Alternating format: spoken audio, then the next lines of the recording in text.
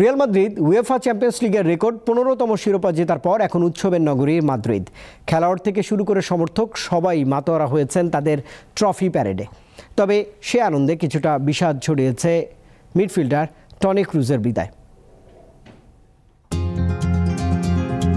অপেক্ষার প্রহর কাটিয়ে মাদ্রিদে পৌঁছল উয়েফা চ্যাম্পিয়ন্স লিগের শিরোপাজয়ী রিয়াল মাদ্রিদ। প্রথম এনে ছাদখোলা বাসে গোটা মাদ্রিদ নগরী প্রদক্ষিণ করে ভক্তদের সামনে ট্রফি প্রদর্শন করেন খেলোয়াড়রা। এই তো কদিন আগে লা লিগার শিরোপা জয়ের উল্লাস হয় ঐতিহ্যবাহী সিবেলস স্কোয়ারে।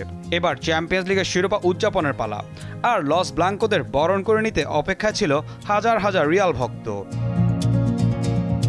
চ্যাম্পিয়নদের দেখে সমর্থকরা ফেটে পড়েন উল্লাসে। 1980 সাল থেকে সিবলেসের এই জায়গাটাই মাদ্রিদিস্তাদের উদযাপনের সবচেয়ে বড় সাক্ষী।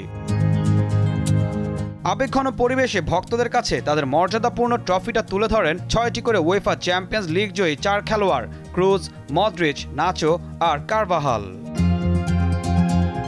শিরোপা জয়ের আনন্দে ভিনিসিয়াস, রদ্রিগো, বেলিংহামরাও মেতে ওঠেন নাচে গানে।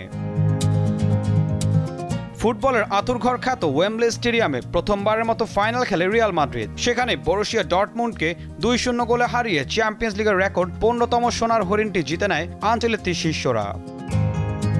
ঈশান হাসান, দীপ্ত স্পোর্টস।